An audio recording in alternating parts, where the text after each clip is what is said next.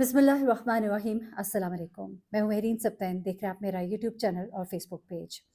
नाज़रीन, Humaira sir case में अब कुछ मज़ीद डेवलपमेंट्स हैं, कुछ नई बातें हैं। वो हुमैरा जो आखिरी दिन तक सबसे मदद मांगती रही, वो हुमैरा जो आखिरी दिन बहुत ही कसमोपसी की हालत में थी, वो हुमैरा जिसके घर में भूख थी, जिसके घर में तकलीफ़ थी और उसके घर वाले जो है उससे लाताल्लुक़ी किए हुए थे। और ये बात जो है अब वो रोज़े रोशन की तरह यहाँ है। अगर जितना भी उनके भाई कहें कि हमारी कोई नाराज़गी नहीं थी, बड़ी माज़रत के साथ, क्योंकि जो मैंने हालात वाक़यात हुमैरा के सुने कि एक खुददार लड़की थी जिसने किसी के आगे हाथ नहीं फैलाए। हाँ, काम ज़रूर माँगा और काम माँगना हाथ फैलाना नहीं होता।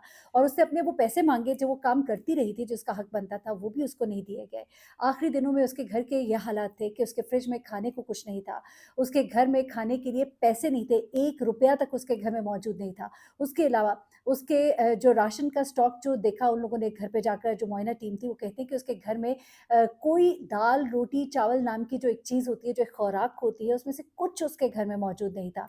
इस हालत में हुमैरा जो है वो इस घर से गई और इस तरह से गई कि वो लोगों को फ़ोन कर रही थी। आखिरी जो 14 लोग जिनको इसने मैसेजेस किए उनको इसने कहा कि मैं आपसे कुछ बात करना चाहती हूँ, और इनमें इसका भाई भी शामिल था। वो भाई जो ये कहता है कि हमारी कोई नाराज़गी तो ना थी, लेकिन वो इसके जनाज़े तक में शरीक ना हुआ। वहाँ डेड बॉडी लेने तो इसलिए पहुँच गया कि सारी दुनिया उस वक़्त अफ़सोस कर रही थी कि घर वालों को कम से कम मरने के बाद उसको ओन कर लेना चाहिए था।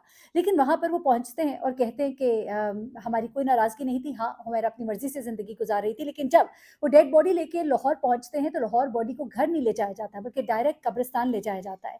और कब्रिस्तान में भी वो भाई जो है, वो कहीं भी नज़र नहीं आता।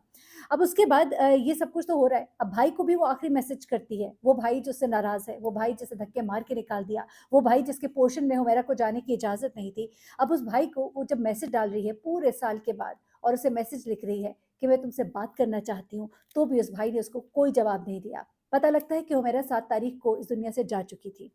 7 तारीख के बाद अगले 3 दिन उसका फ़ोन ऑन रहा। इस फ़ोन पर 2 कॉल्स तवातर से आती रही, एक इसकी दोस्त की और एक चौकीदार की। उसके अलावा हुमैरा ने जिन लोगों को फ़ोन किया, उन लोगों के नाम शॉर्टलिस्ट किए गए। वो लोग जिन्हें वो तवातर से कॉल करती रही है मुख्तलिफ़ औकात में, उनको भी शॉर्टलिस्ट किया। अब उनमें से कई लोग हैं जिनको तफ्तीश में लाया जा रहा है, जिनसे इन्वेस्टिगेशन की जा रही है, जिनमें एक प्रोड्यूसर डायरेक्टर भी शामिल है, एक राइटर भी शामिल है, एक ऐसा इदारा भी शामिल है जिसने उसके पैसे देने थे। ये हुमैरा जो इंतहाई परेशानी के आलम में थी, उसके पास कुछ खाने-पीने को नहीं था, उसके पैसे नहीं दिए जा रहे थे, ज़ुल्म की इंतहा है। यकीनन अब वो लोग जिन्होंने उसके पैसे नहीं दिए होंगे, कहीं तो सोचते होंगे कि हम भी शायद उसके कत्ल की या उसकी मौत की वजह है। नहीं मालूम कि हुमैरा कैसे मरी, लेकिन डॉक्टर समिया ने कुछ ऐसी चीज़ें देखी जिस पर कि उन्हें कुछ तशवीश थी। और आपको मालूम होगा कि पहले तो आमतौर पे यही होता है, डॉक्टर समिया जो है वो बेसिकली बॉडी को ऑब्ज़र्व करती हैं और उसके बाद पोस्टमार्टम रिपोर्ट होती है, केमिकल एग्ज़ामिनेशन की रिपोर्ट आती है, उसका एनालिसिस होता है। लेकिन इस दफ़ा डॉक्टर समिया बाकायदा तौर पे यहाँ पर विज़िट करती हैं। कभी-कभी केसेज़ जब कॉम्प्लिकेटेड होते हैं, विज़िट भी किया जाता है, वो विज़िट करती हैं। उसमें उन्होंने बहुत सी चीज़ें नोटिस की और उनको नोट डाउन कराया। लेकिन एक बार फिर से कुछ शक़ूक़ शुबहात जो है वो खड़े हुए और डॉक्टर समिया जो है दोबारा से यहाँ पहुँचती हैं और मुआयना टीम को भी दोबारा से वहाँ बुलाया जाता है और एक बार फिर से जगह का डिटेल मुआयना किया जाता है, जहाँ पर ये बात सामने आती है कि उस दिन इस कमरे में एक सिगरेट की डब्बी थी, जो कि हुमैरा की नहीं थी। मैं आपको बड़े वाज़िह ये बताती हूँ कि उसकी क्यों नहीं थी। एक फ़िल्टर था जो वहाँ पर मौजूद था और एक बाथरूम में उसके फटे हुए कपड़े पड़े थे। इसकी हकीकत कुछ इस तरह से सामने आती है कि अगर हुमैरा बाकायदा सिगरेट पीती होती तो इसके घर में और भी सिगरेट के कार्टन या डब्बे या कुछ ना कुछ मिलता।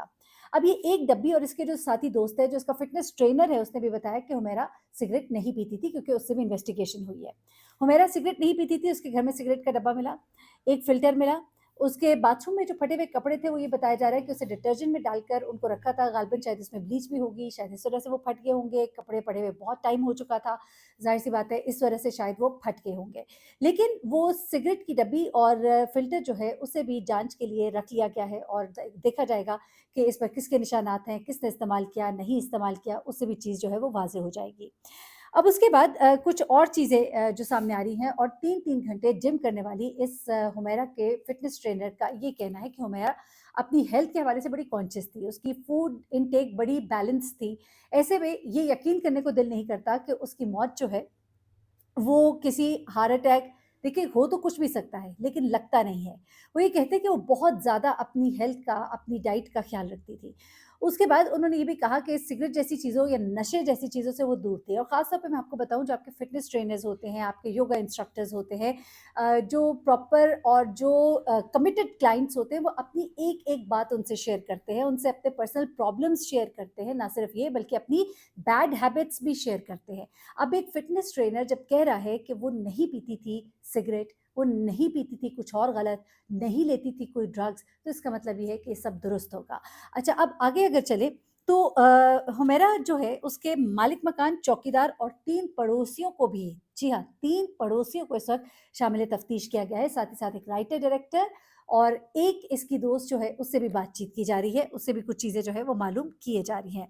अच्छा, अब आखिरी दिन जिन लोगों को इसने मैसेजेस किए उन्होंने इसको कोई जवाब नहीं दिया। 3 दिन तक इसका फ़ोन ऑन रहा। इनमें से किसी ने भी उसके इस सवाल का जवाब नहीं दिया। जिसने लिखा हेलो, उसके बाद इसने लिखा मैं तुमसे कुछ बात करना चाहती हूँ, I want to talk to you, लेकिन उसका कोई जवाब हुमैरा को नहीं मिलता है। अच्छा, अब उसके बाद इसकी कुछ और चीज़ें जो सामने आ रही हैं, उसमें ये कहा जा रहा है कि गालिबन ये आखिरी दिनों में फ़ाक़े से थी। ये बात सुन के आपको भी तकलीफ़ हुई होगी, क्योंकि मुझे बहुत तकलीफ़ हुई। और फ़ाक़े की वजह जो मैंने आपको पहले भी बताई है कि उसके घर में खाने को कुछ नज़र नहीं आ रहा था। और उसने गालिबन कोई मैसेजेस भी किए हुए थे, जिनमें से एक मैसेज यही था कि मेरे घर में आज कुछ भी नहीं है। ये हुमैरा जो है, इसके पास पैसे नहीं थे और इसलिए ये सबसे दरख्वास्त करती फिर रही थी। इसने अपने भाई से भी कहा, इसकी भाभी ने बताया कि इसने अपने घरवालों से डिमांड की थी कि मुझे एक गाड़ी दे दे, मैं टैक्सी पर जाती हूँ। लेकिन इसके घरवालों ने इसको गाड़ी भी नहीं दी।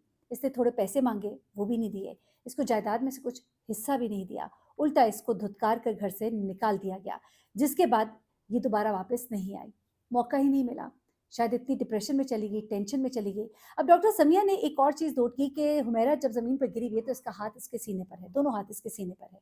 उनको लगा ऐसा है कि चूँकि घर में भी कुछ खाने के शवाहिद नहीं मिल रहे, केमिकल एग्ज़ामिनेशन से शायद फूड इनटेक के बारे में कुछ पता लगे, बालों का सैंपल ले लिया गया है जिससे ड्रग इनटेक के बारे में पता लगेगा। लेकिन उस वक़्त सीने पे हाथ रखने का मकसद कुछ ऐसा नज़र आता है कि उसके शायद सीने में दर्द हुआ है और वो गिरी है। चूँकि वो भूख से थी, फाके से थी, तो कुछ ऐसा कार्डियक अरेस्ट टाइप चीज़ हो सकती है। लो ब्लड प्रेशर की वजह से कुछ ऐसा हुआ हो और जिसकी वजह से वो जिस वक़्त उस कमरे में गई जिसमें उसका वो पेंटिंग रूम था और आगे बाथरूम था, और बाथरूम में कपड़े लॉन्ड्री कर रही थी। बड़ी अफ़सोस की बात है, हुमैरा के पास इस कदर तंगी हो गई थी कि उसने अपने घर में काम करने वाली खातून को भी जवाब दे दिया था, क्योंकि वो अफ़ोर्ड नहीं कर सकती थी। वो घर की सफाई, घर के काम, अपने कपड़े धोने सब खुद करती थी। और ऐसे में जब उसके पास खाने को भी गालिबन कुछ नहीं था, तो ये लड़की जो है, इसका बीपी जो है वो लो हुआ है गालिबन, ये भी एक बात कही जा रही है। लेकिन ज़्यादा इम्कानात जिनकी तरफ हम इशारा करना चाह रहे हैं, क्योंकि मुझे ऐसे लगता है कि इसके साथ इससे बढ़कर कुछ हुआ है। एक फ़िटनेस कॉन्शियस लड़की जो है, इतने आराम से जाती हुई दुनिया से एक हैरत की वजह लगती है ज़रूर, लेकिन फिर वही बात है कि जो आना है जिसने उसने जाना भी है। हम देखते हैं बहुत सी जवान अमवात होती हैं, कुछ भी हो सकता है, लेकिन एट द सेम टाइम कुछ लोग बहुत मशकूक हैं, जिनमें मुझे तो इसका भाई भी मशकूक लगता है। गालिबन आप कह सकते हैं शायद मेबी पैसों के लिए, लेकिन मैं गलत भी हो सकती हूँ। लेकिन हुमैरा को जिस तरह से अलग कर दिया गया, तो इतनी गुंजाइश नहीं रहती, क्योंकि उस भाई के साथ उसके वालिद भी खड़े थे। दूसरी बात, मालिक मकान का बहुत ज़्यादा अंदेशा ज़ाहिर किया जाता है कि मुमकिना तौर पर चूँकि वो घर खाली नहीं कर रही थी और वो बहुत तंग आया होगा, साल गुज़र रहे थे, अब तो पैसे भी नहीं आ रहे थे, ऐसे में कोई गुस्सा वजह अनाज ज़रूर बन सकता है।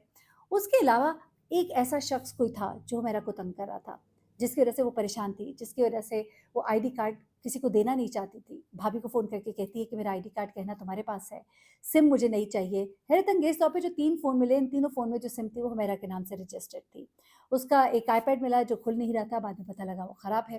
लैपटॉप मिला जो वर्किंग ऑर्डर में नहीं था, और उसके बाद इसका एक डायरी का मिलना, और डायरी के अंदर पासवर्ड थे, लेकिन ये बताया जा रहा है कि इसके 2 फ़ोन्स पे पासवर्ड नहीं थे, बल्कि एक फ़ोन पे इसके पासवर्ड था, और वो पासवर्ड चूँकि डायरी में मौजूद था और उससे उसका सारा जो है फ़ोन खुला। लेकिन हैरत अंगेज़ तौर पे इसी फ़ोन के अंदर व्हाट्सएप चैट जो है इसकी डिलीट हुई हुई थी, जिसने इस मामले को दोबारा से मशकूक बनाया कि तमाम व्हाट्सएप चैट जो है वो डिलीट क्यों हुई हुई है। इंसान किसी एक आध कॉन्टैक्ट की डिलीट करता है। अब कोशिश की जा रही है कि उस डाटा को रिट्रीव किया जाए, ताकि मालूम हो सके कि कोई और वजह तो नहीं है। एनीवे, जो भी मज़ीद डिटेल्स आएँगी आपके साथ शेयर करूँगी। अपना बहुत ख्याल रखिएगा, दुआ में याद रखिएगा। अल्लाह हाफ़िज़।